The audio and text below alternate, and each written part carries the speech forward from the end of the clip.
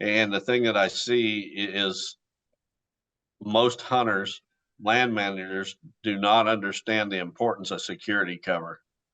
We get all wrapped up in food sources. We want to plant food plots, fruit trees, and things like that. The other wildlife is going to spend a very tiny percentage of their time within a food source. They're going to be in security cover the majority of their time. And, I tell my clients all the time, if you want to consistently harvest the biggest bucks possible, you need to get those bucks bedded on your property.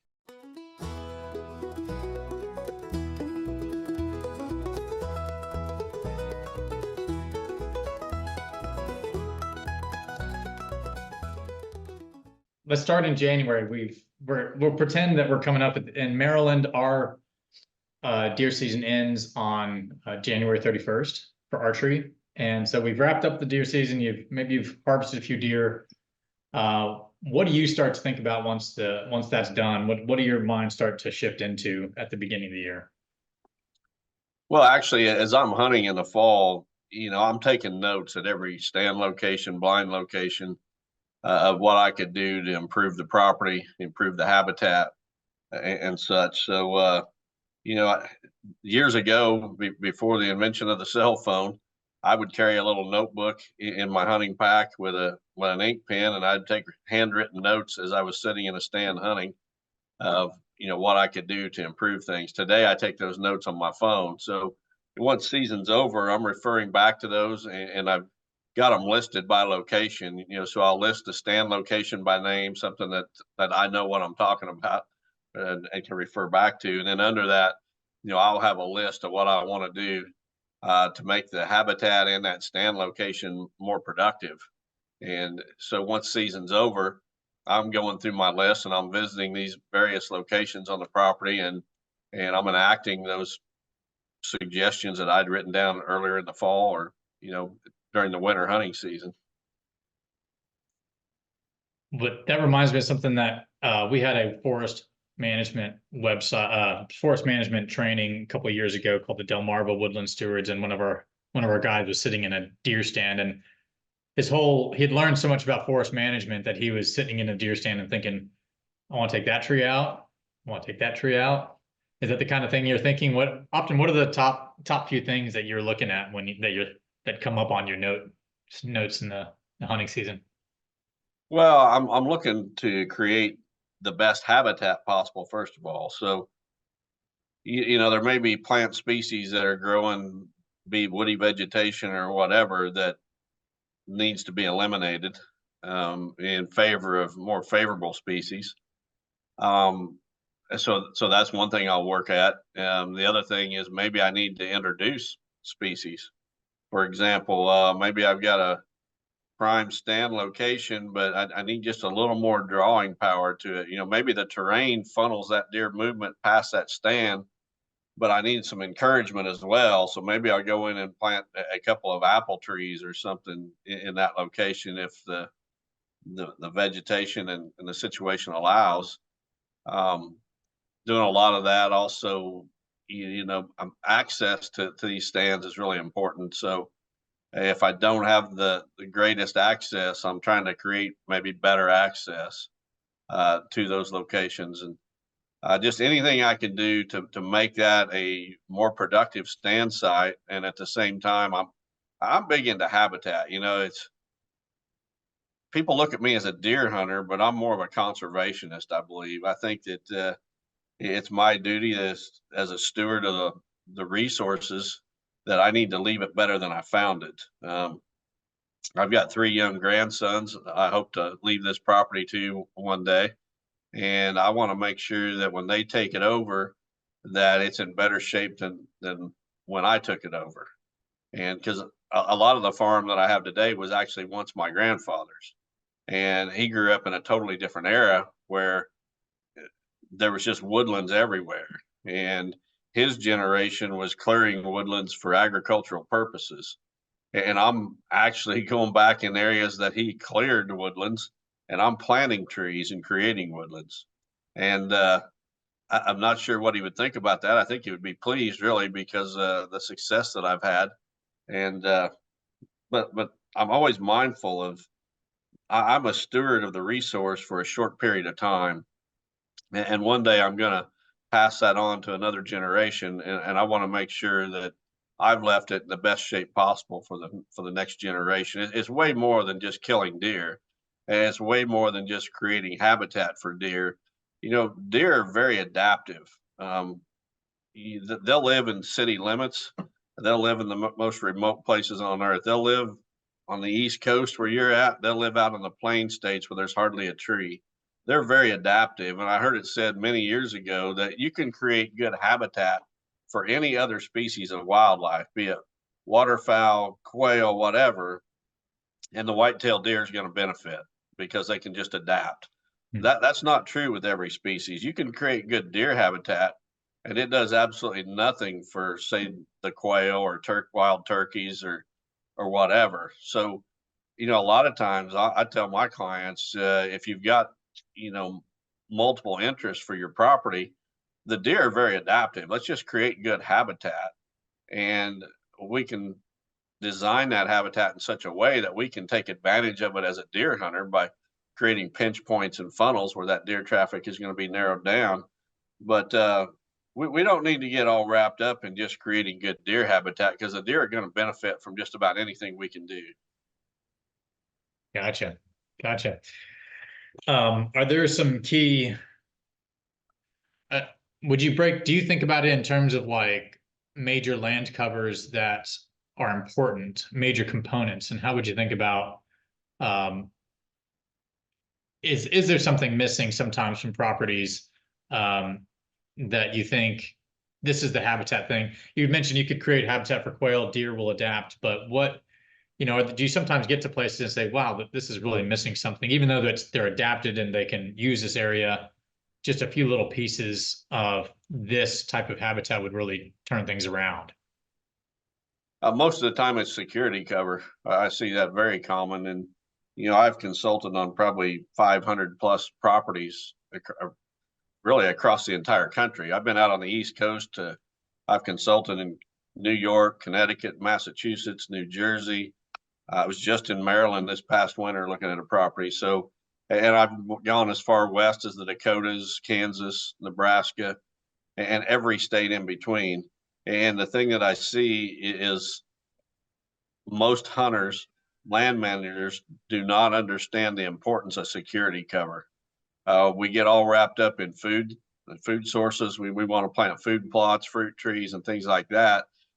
But if you think about it, in the course of a period of time, be it a week or a hunting season or whatever, a deer or any other wildlife is going to spend a very tiny percentage of their time within a food source. They're going to be in security cover the majority of their time. And, you know, I tell my clients all the time, if you want to consistently harvest the biggest bucks possible, you need to get those bucks bedded on your property. You can't, yeah, feeding them is a big part of it, and providing those food sources is a big part of the puzzle. But number one, we got to get those deer bedded on your property, because they can wait, they can bed on your property, they can wait till it's dark and they can walk a mile to a prime food source. But when the sun's up, they want to be where they feel secure. And that security cover, and that really goes for other species of wildlife as well.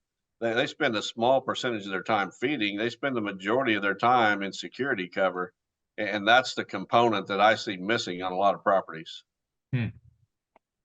And a lot of people might think, so what does that look like? I think I've got a pretty good handle on what that would be. I'll throw this out there as a description: something so thick you wouldn't want to walk through it, or you get full of ticks if you did. Um, are there some components to security cover that you really that you would describe it with? Well, the number one thing is freedom of human intrusion. I try to create a sanctuary on every property that I consult on. Uh, uh, and a sanctuary to me is an area that's free of human intrusion, that's left to the wildlife where they're not disturbed.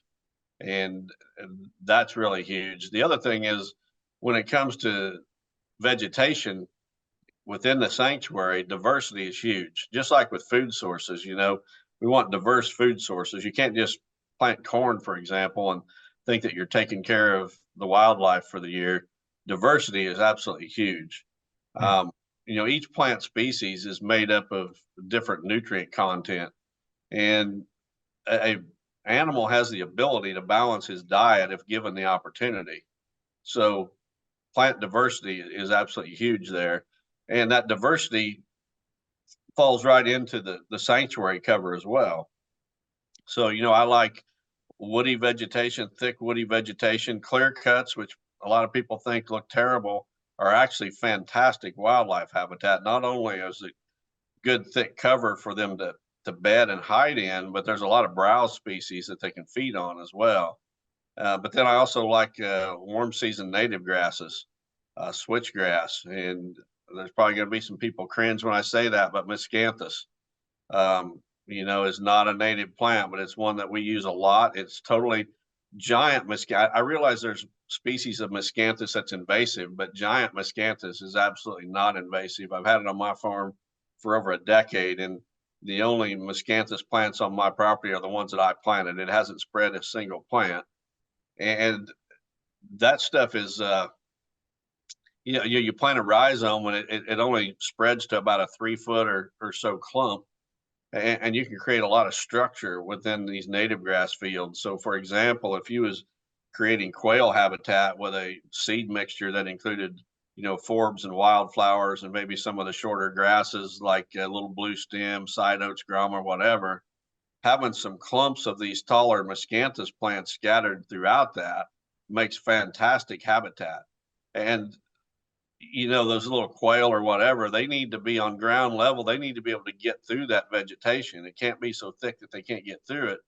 Well, that miscanthus is perfect for that. So diversity of plant species within the sanctuary area is really critical.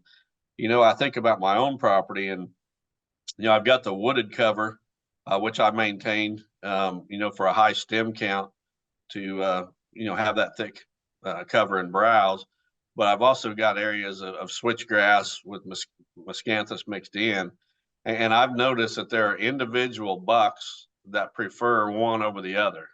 So I've had bucks on my farm that they preferred to bed in the switchgrass patches, and almost on a daily basis, you could just count on those bucks in the evening time when they was getting out of their beds to go feed.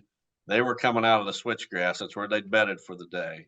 Well, what's that mean to the wildlife land manager? If you're the only person in the neighborhood that's got the switchgrass field and these bucks come along that like switchgrass over other bedding cover, well, you're going to have those bucks. But diversity is key because not all bucks are going to prefer the switchgrass. They are individual. I think when we look at the whitetail and especially the mature bucks, they've got different personalities, almost like people do. They've got preferences. You can have two bucks living on the same property, but they will utilize the cover, the vegetation, the food sources on that property totally different from each other. So diversity is huge, right?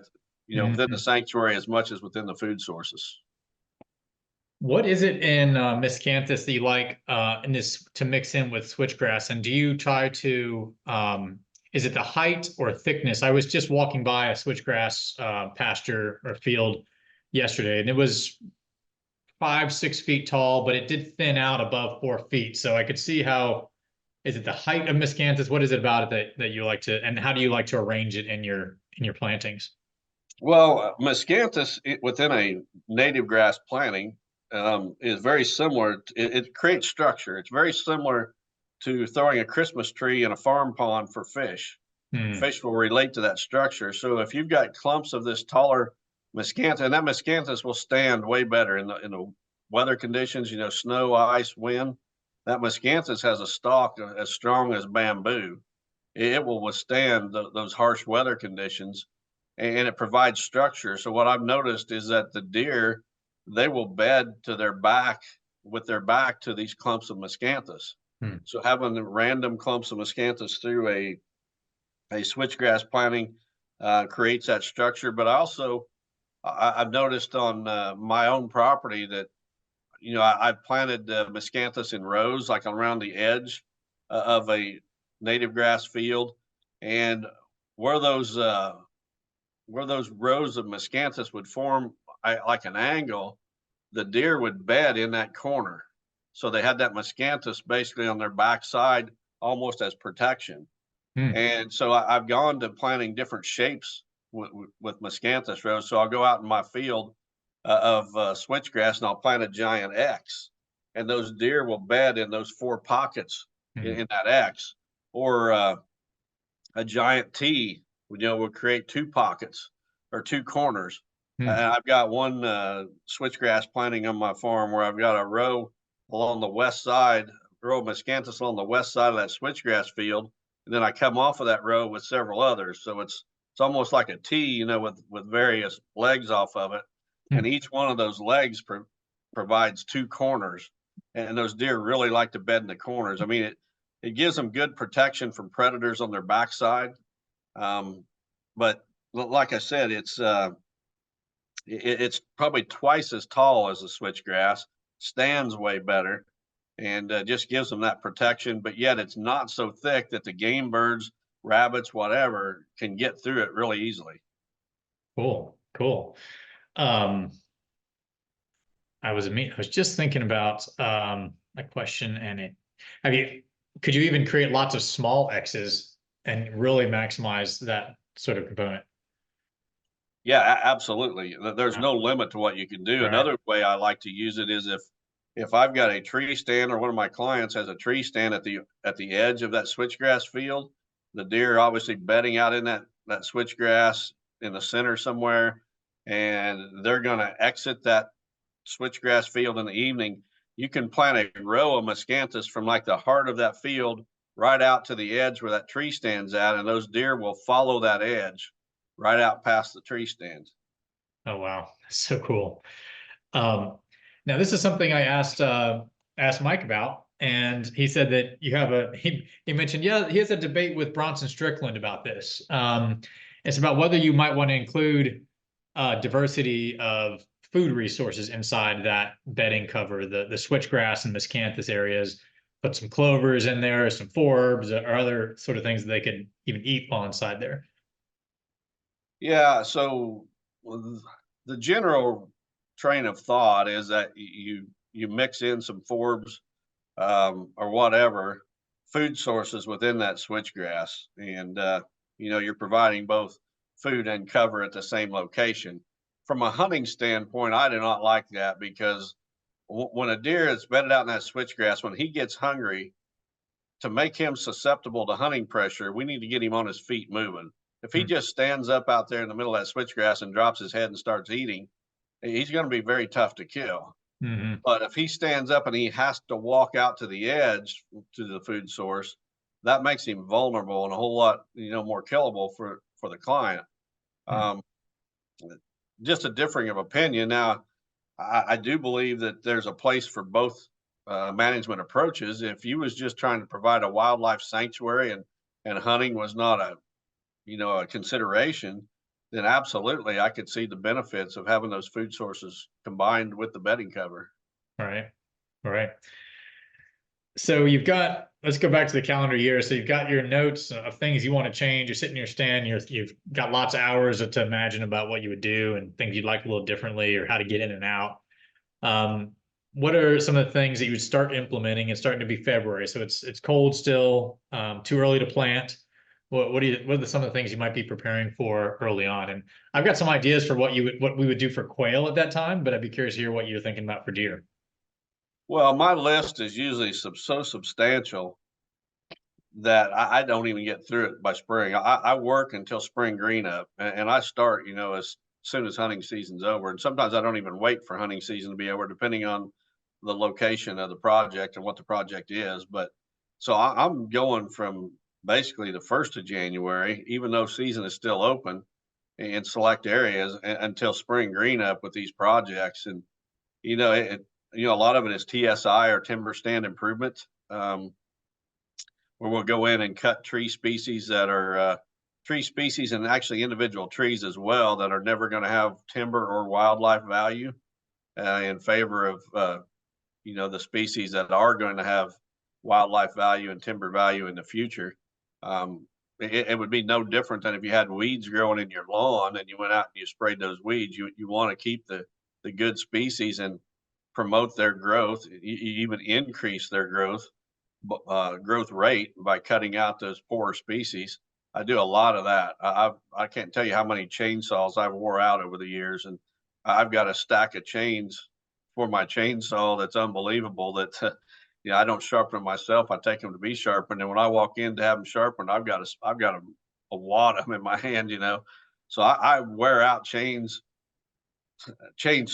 I wear out the whole saws on a pretty regular basis. I don't even know how many chainsaws I got at the moment, 5 or 6 anyway. But a lot of chainsaw work. Getting that sunlight. The key to good wildlife habitat is opening up the canopy and getting sunlight hitting the ground. Mhm. And to do that, you've got to cut trees, Yep. but be selective about how you do it. I don't. I think there's a lot of people out there just running wild with chainsaws, cutting trees that would have a lot more value in the future. And I mean, that's one of my pet peeves is that the deer hunting community is kind of promoted opening up the canopy to create good deer habitat. But while a lot of guys are doing that, they're destroying the timber. I mean, we can be great stewards of the resource as far as whitetail managers and still be mindful of other uses of the resource. My grandsons, for example, they may not be deer hunters, when they take over my farm 10, 20 years from now or whatever. I think it's doing them a disservice to go in and just randomly cut trees without even, taking into consideration the species. So, I'm going to leave every good oak, every good walnut, um, any kind of mass producing trees, whether it's a soft mast or whatever. I'm going to leave the best ones, knowing that the next generation may have totally different uses for this farm than what I have today. Yeah. I also think about around here, it seems like sweet gums and maples are kind of two unpreferred timber species. I don't know if they have a lot of timber value, also in terms of, long-term thinking about the resource. And I have noticed that maples resprout. When I cut a maple in the winter, it resprouts gangbusters, and the deer love that. They will take every leaf off that maple as it resprouts. Have you found that in your space too? Yeah, absolutely. So I'm not in an area that has sweet gums at all. They're a little too far north for that. We do have some maples, typically hard maples. We do have some soft maples, I guess, in the river bottoms. But yeah, when those sprouts come off of those stump sprouts come out, the deer absolutely hammer them. Hmm. What other target species do you look to take out? Like I don't know if you have black tupelo where you are. They're a common understory species, but they provide berries for wildlife. So Mhm. I am oftentimes wondering, what do we do with some black tupelos here? Do I leave those for the birds, or what are some of the things you might take out? Yeah, we don't have those either. We have a lot of the ones I'm cutting the most are probably hackberry is one, locust, a little bit of elm, mulberry. We got mulberries growing like weeds. You might think that you need to leave the mulberries for the birds. I'm telling you, I could cut every mulberry on my farm, and those birds would have all the mulberries they could possibly eat because we got them just growing wild like weeds. Right. That's one that I cut a lot. Those are probably the main ones. Do you get hollies coming in your understory much? Okay. Nope, we don't have that at all Yeah. either. We have a lot of hollies, and I could see them. Well, and most they're not. I don't think they're very much preferred as a forage species. But on this property I was mentioning earlier that the deer pressure is so high is that there's a browse line on the hollies even. So that's another species that I wonder about whether it's something how we should manage for that. We've got a real issue here in the Midwest with some invasives: bush honeysuckle, autumn olive, Russian olive. Those three are they're just taking over the Midwest, and that's something that it's a battle that I'm never going to win, and it's a battle that's never going to end. But it's a battle I still wage, at least to some degree, when I'm out there doing TSI work. Yeah. I am in the same boat with something called Japanese stilt grass. I don't know if it's invaded all your wetland areas yet, but Uh, it's nasty, and it sort of blankets the entire understory of most of it's mostly shade tolerant, but all the understories in my river bottom, creek bottoms, they're just and it just blankets everything. So I'm continuing to battle that one, and yeah, it's tough. It's a tough one. Well, Um, those invasives, exotic invasives especially, are they're a nightmare. It's a never-ending battle. yeah.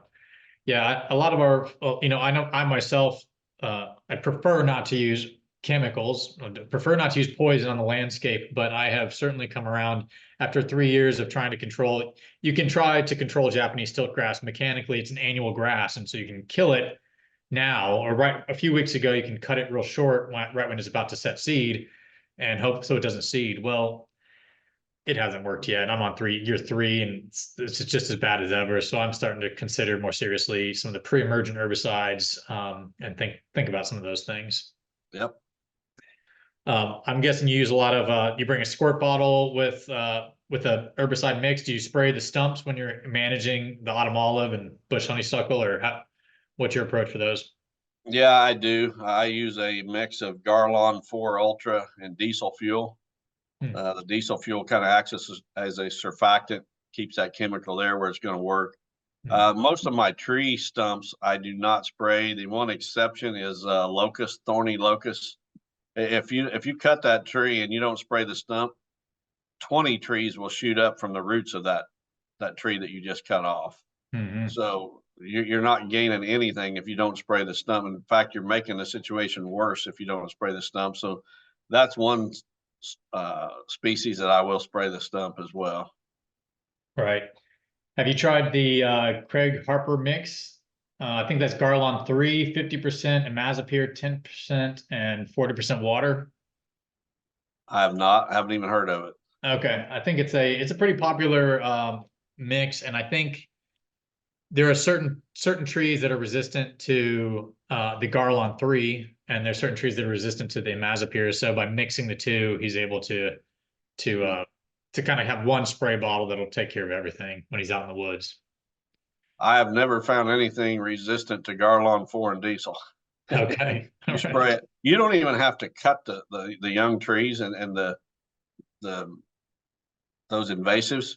Mhm. If you just spray the stump, or the trunk, say 6 inches off the ground, and you spray it all the way around, it'll take care of it. You don't even have to have a chainsaw. There's a lot of times I'll go onto a property without a chainsaw just to spray the trunks.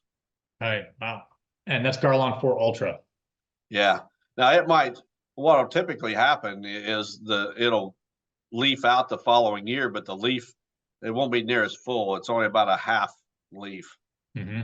And then the second year, it doesn't leaf out at all. So Yeah. it's like about a 2-year process to kill it, but it'll definitely do the trick. Right. Right. Hey, this is Hunter. What time of year are you applying to the trees? Well, the best time is in the fall when that tree's going dormant because it's taking the sap or the nutrients of that plant down and store it in the root system for the winter. And if you can spray it then, it'll take that poison or that chemical down into the root system. However, the issue with that is most hunters do not want to be out on their property in the fall spraying chemicals. They'd rather be sitting in a tree stand hunting and not chasing the deer off with the human activity. I've had good luck year round, but ideally the fall would be the best time to do it. Yeah. Late summer, fall. Yeah. Right now, if it's still got green leaves, we're looking at, do you have calorie pair issues where you are? It's really spotty. I don't have it on my farm whatsoever. And it's very limited. There's some situations that I've seen, especially along the interstates here in the Midwest. You get into, uh, especially around larger cities, you get to those interstate systems as you're coming into larger cities. A lot of times I'll see the calorie pair situation, but out in the country where I'm at, I haven't seen much of it. Right. Well, let's shift gears a little bit to spring, and it's say it's May, June, and it's food plot planting time. How do you look at food plots and the overall management? And I think I've heard you say before that soybeans you're number one, but could you elaborate on some of the overall types of food plots you might think about putting in the spring? Yeah. So again, diversity is key. I want to provide as many different plant species that the deer will feed on as possible, because if there's a nutrient deficiency and one of those plant species is high in that nutrient, the deer will know it and they will crave it and they will feed on it. And You know, a healthy deer is a productive deer, is a deer that's growing big antlers and raising healthy fawns. So diversity is absolutely huge. I don't know if you're aware that I own a food plot seed company, Real World Wildlife Products. And, you know, that started from the development of seed blends on my farm. I was just trying to make my farm the best that it could be. And that led to the seed company. But, you know, the soybeans are huge.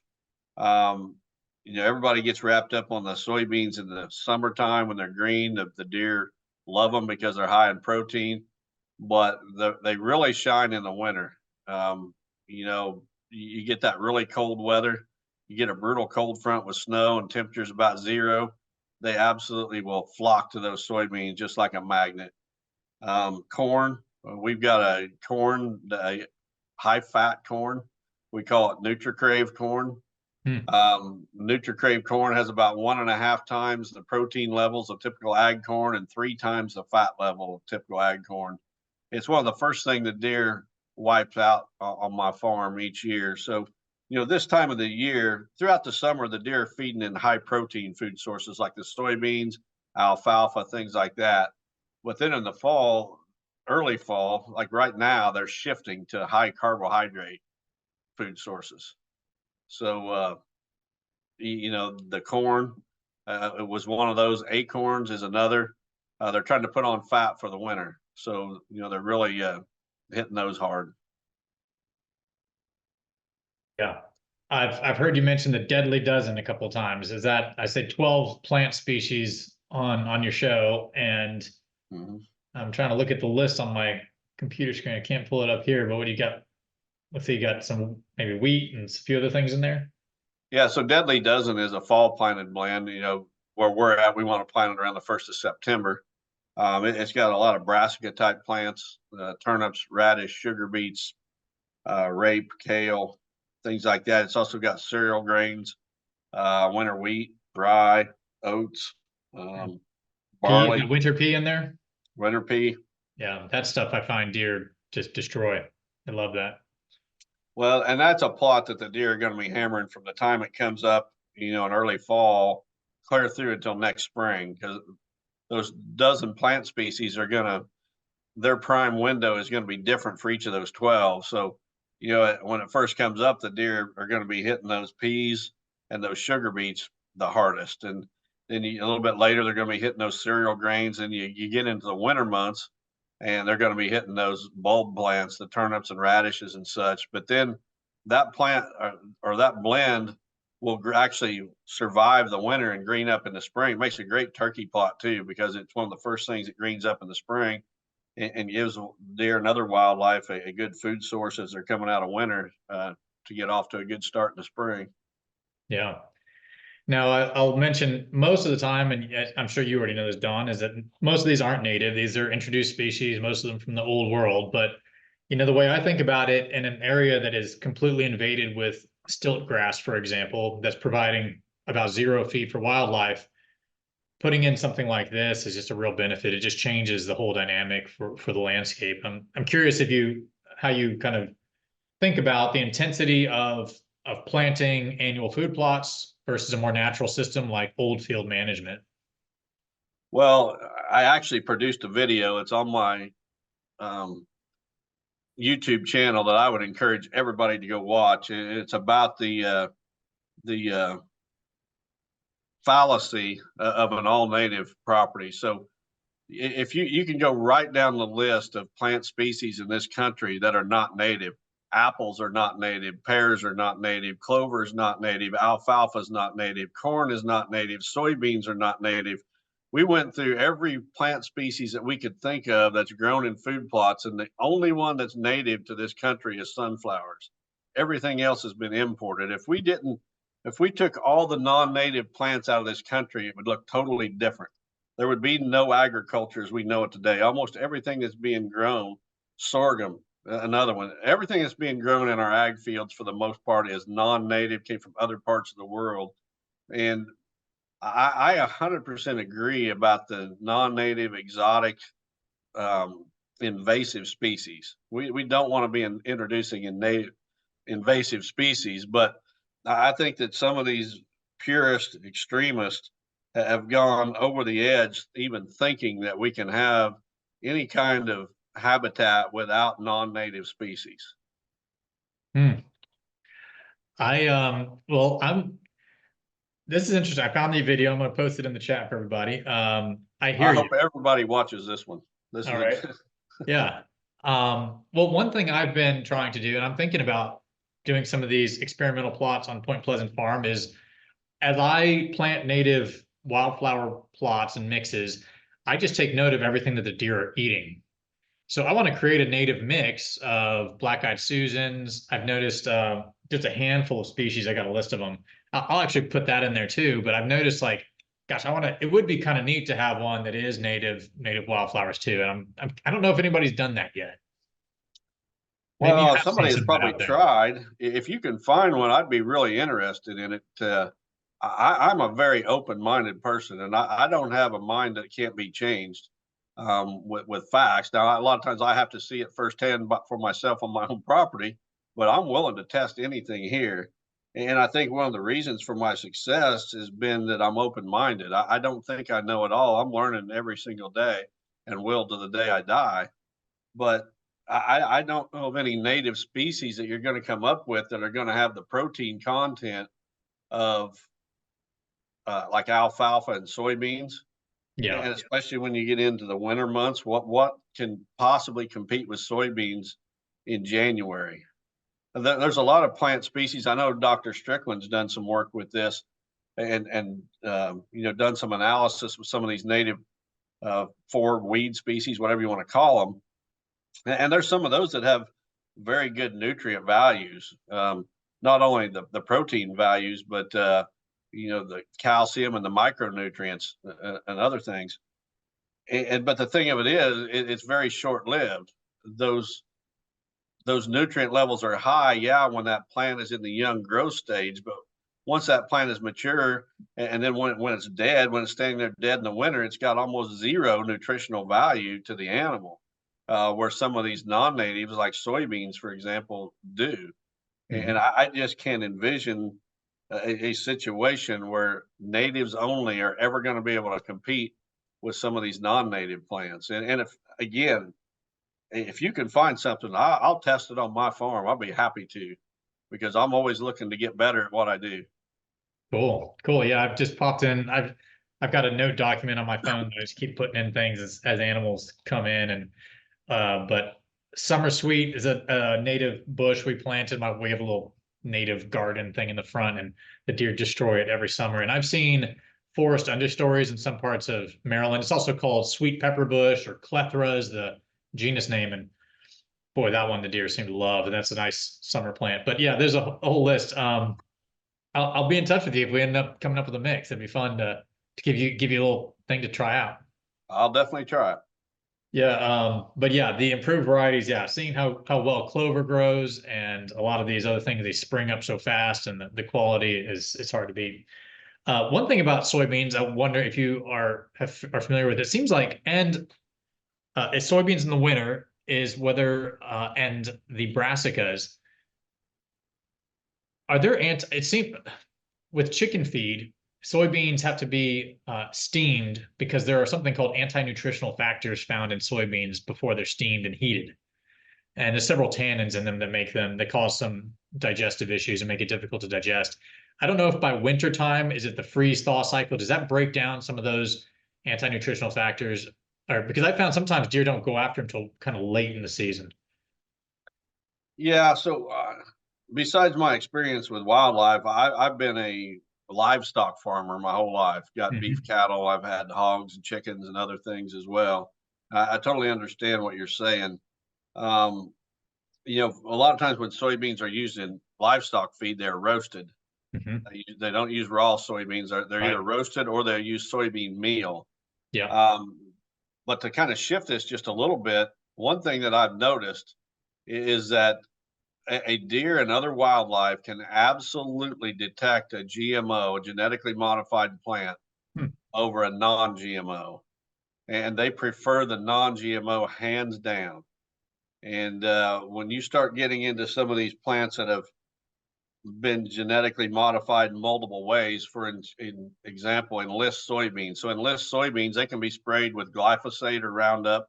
They can be sprayed with Liberty or glufosinate, and they can also be sprayed with 2,4-D. And none of those chemicals will kill those soybeans.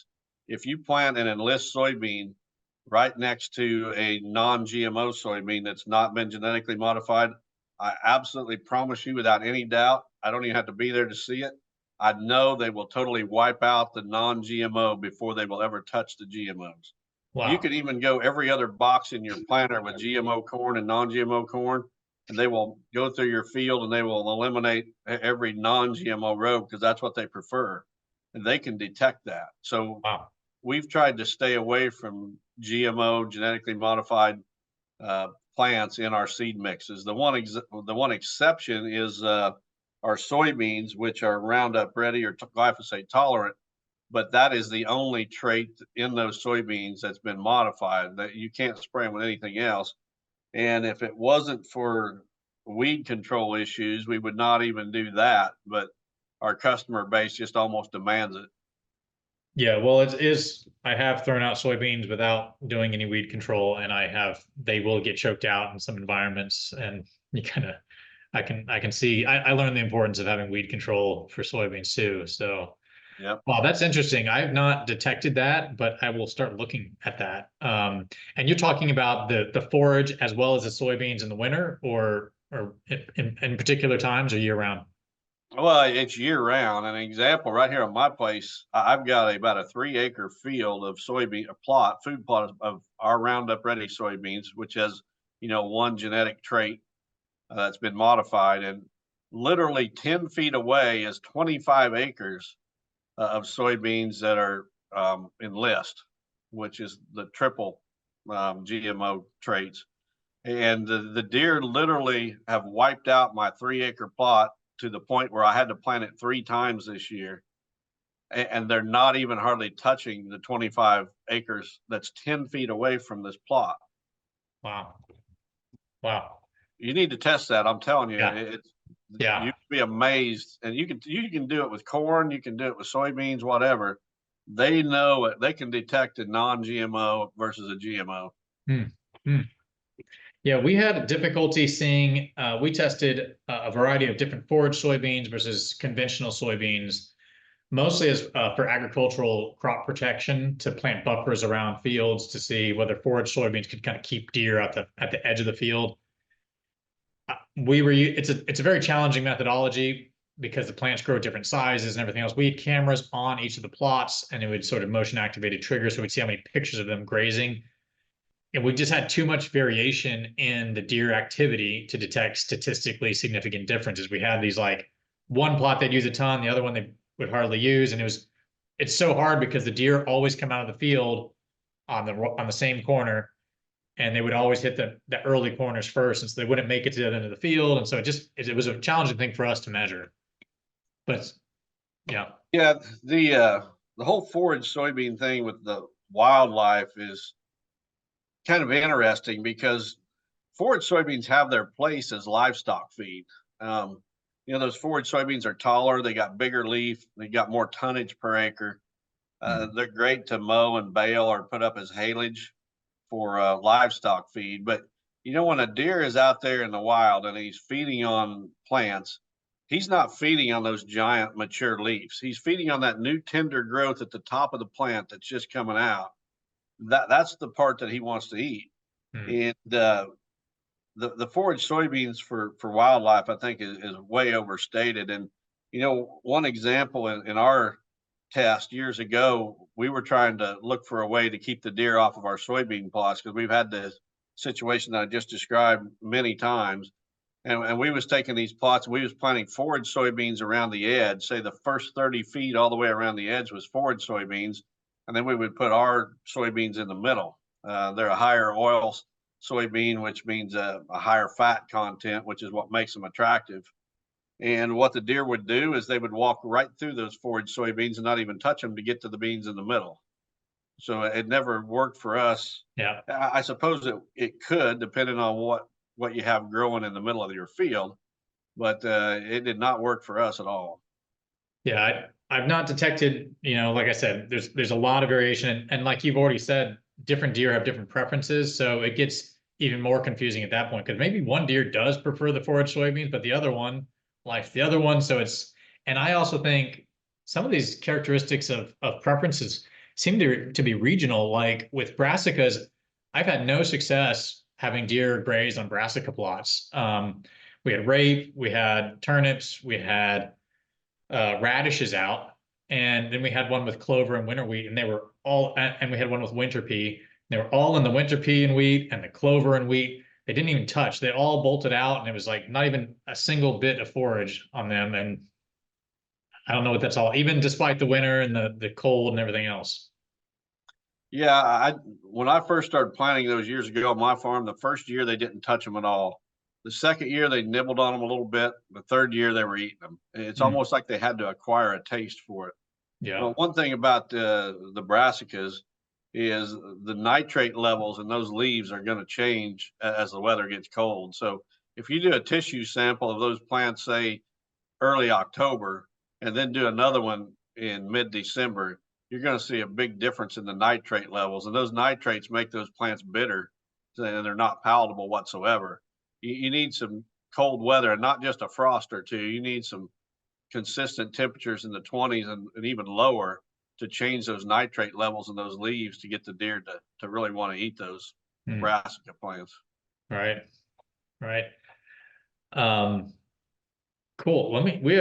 Oh my, so we have 3 minutes left. I don't know if you're willing to go a little bit long and see if anybody will open up to the audience, if anybody has some questions. Gosh, there's so much more we could cover, but we did cover a lot. If anybody in the audience wants to jump in with any questions or put something in the chat, I did have a question from Anthony Antonucci about whether pollinators can detect GMO or non-GMO plants and whether they have the same sort of deterrence. I don't know if you've ever seen any of that, Don, but there are some pollinators that will use soybean flowers, and I think we'll use some of those. We'll pollinate some of those. I don't. Generally, they're planted as a. I wouldn't say that's a very strong pollinator attractor plant. But I wonder if there is something to that. Do you have any thoughts on that, Don? I have zero experience with that, actually. So yeah, I'm afraid I can't be of any assistance there. Right. Yeah, I'm not sure. There is a short period of time in which soybeans have small flowers, and I'm sure some of the insects are using them. But I do not know of anybody having detected that change. But it's a good question. There are some people that I know that I'll reach out to them, see if they are studying pollination and aspects in soybean fields. So I'll try and find those people and get back to you, Anthony. I guess maybe we can close on one final topic. We've got a couple minutes here. And this is maybe small enough that we could get to, is the idea of minerals and mineral supplements. Their importance not only for attracting, but also for nutritional development of the deer. Do you have a favorite mineral mix that you prefer? And I guess you probably sell it at your real world wildlife products store. Yeah, we do. So I'm not trying to sell your stuff for you. I'm just so this everybody. might take more I do than 2 respect minutes. Don. I've listened to Don on his podcast, and I come away after you're done talking, Don. I'm like, oh my gosh, I've got so much to learn. So, but yeah, feel free. What do you like for minerals? So this is going to probably take more than 2 minutes, but for about 20 to 25 years, I had a captive herd of research whitetails, and my two biggest areas of interest were nutrition and genetics. And basically, I was just trying to learn as much as I could about deer to become a better deer hunter and land manager. And as part of that, there was one period where I took 7 sets of twin buck fawns, sired by the same buck, out of the same mother. And I took those 7 sets and I split them into 2 pens. So there were 7 bucks in one pen, 7 bucks in the other pen. Every buck had a twin brother in the opposite pen. And I fed those deer. I was trying to determine if mineral supplementation made any difference in antler growth whatsoever. Each pen got the same feed, all they could eat of the same feed. They were not limited whatsoever to that feed. The one pen, however, I would top dress their feed with a mineral mix that I'd come up with. And then each fall, we would tranquilize those bucks and we would measure their gross antler inches, bucks in each pen. And then we would total up the inches of antler in the pen without the mineral supplementation and then with the mineral supplementation. And did this for 3 years for while those bucks were 1, 2, and 3 years old, grew their first 3 sets of antlers. And I concluded that I thought that I could probably add about 15% to the gross antler score of a mature buck. And I had Dr. Bronson Strickland from Mississippi State Deer Lab on my podcast, and I posed that question to him if he believed mineral supplementation could add inches to a mature buck. And they had done a similar study, and his figure was even higher than my 15%. I think it was 18 to 20%. Now that's going to vary greatly based on the region of the country. So the richer the soil where you're at, the less impact mineral supplementation is going to have. The poorer the soil, the more difference you're going to make by that mineral supplementation. So here in the Midwest, we probably, and it's illegal in my home state of Illinois, but I also own property in Ohio where I can do it. But yeah, you can do it. So we took that mineral mix that I'd concocted in my test, and I worked with Dr. Clifford Shipley at the University of Illinois, and also Dr. Aaron Gaines, who's a livestock nutritionist, and they perfected that just a little bit, tweaked my formula to some degree.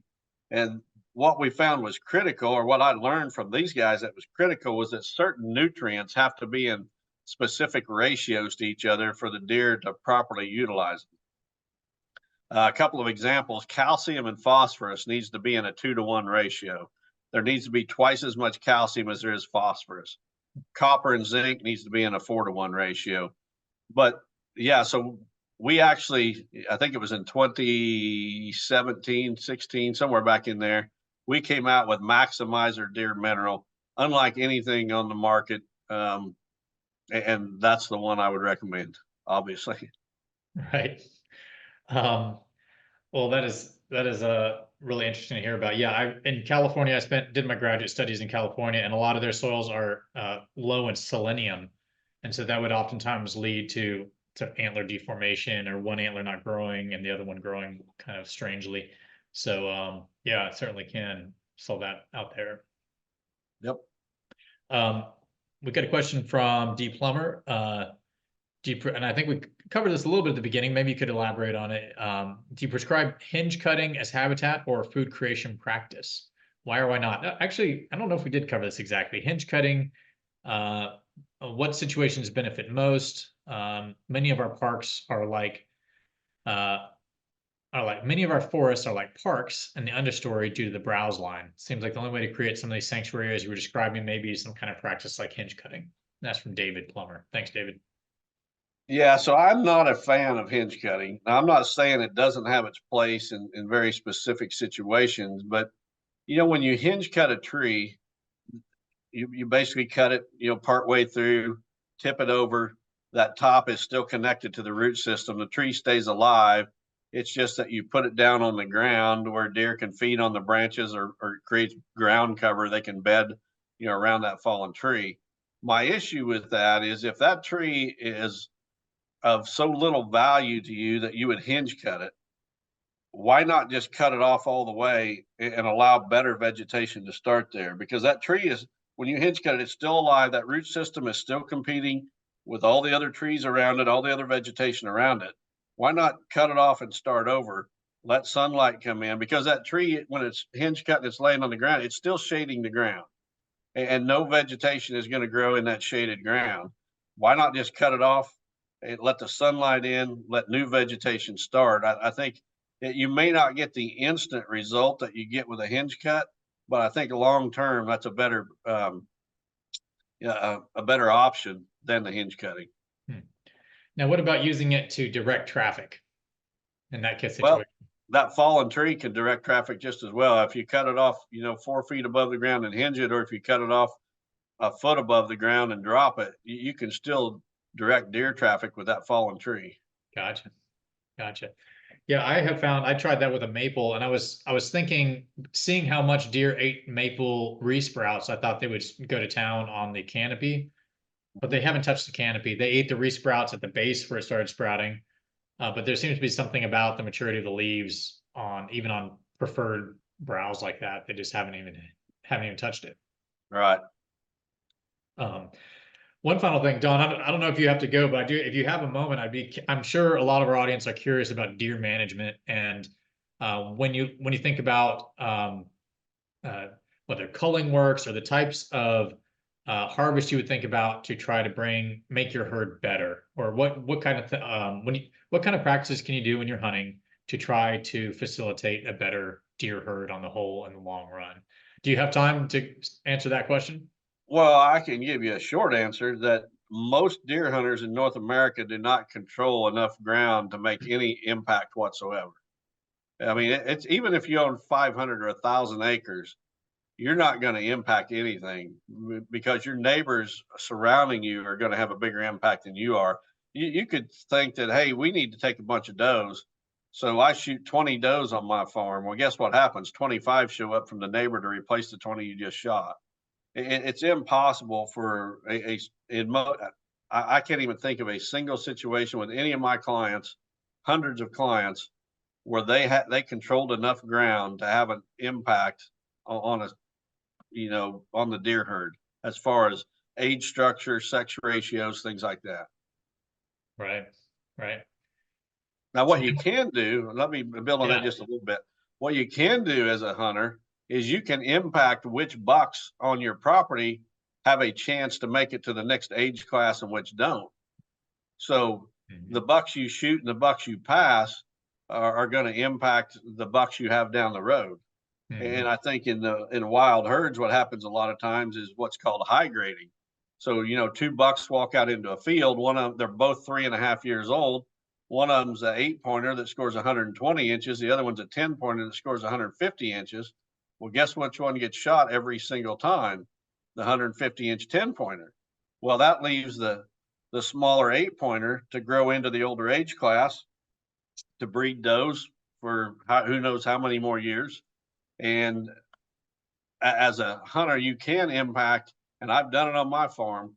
You can impact which bucks have a chance to make it to the next age class and which ones don't. And on my farm, with my guests and such, we're making an effort to take out the smaller rack bucks in each age class earlier and allowing the better antlered bucks to live to the older age classes.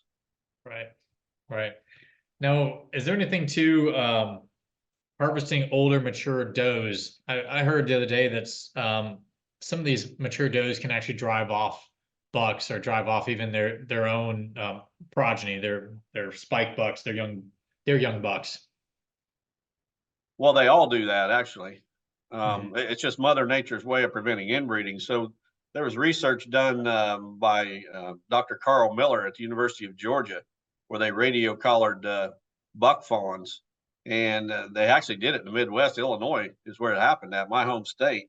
And what they found was that maternal aggression. So a doe has fawns, and those fawns stay with her through the summer, the fall, the winter. The next spring, when she gets ready to have her next set of fawns, she just develops maternal aggression towards her male offspring, and she drives them away, and they go relocate. And on average, in this study, those bucks would relocate 5 to 20 miles from where they was born. 90% of them did. The interesting thing was that if that mother was killed, whether she got shot by a hunter or hit by a car, whatever, those numbers reversed. Then she wasn't there to run those young offspring off. 90% of the time, they stayed right where they was born. And if you ever hear of a situation where like a mountain lion or a bear is seen well outside of its normal range, it's almost always a young male. So Mother Nature's way of preventing inbreeding is the young males leave their birth area to go set up a new home range elsewhere. It happens with all wildlife species. And when you see these bear that are where they're not supposed to be, it's a young male 99% of the time. So that maternal aggression is not just with big dominant does. Every white-tailed doe will run off her male offspring.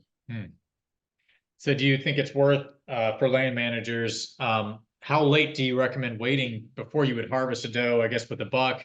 Or if you see a doe with a spike, a 1.5 year old buck that's still with his doe, and she's got 2 really young fawns with her. I've got that happening in my backyard. What would you do in that situation? Well, that spike is I can almost guarantee you he's not related to that doe. Hmm.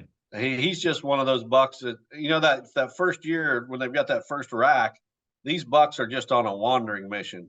Hmm. You hear about bucks busting through the plate glass window at a Walmart or something.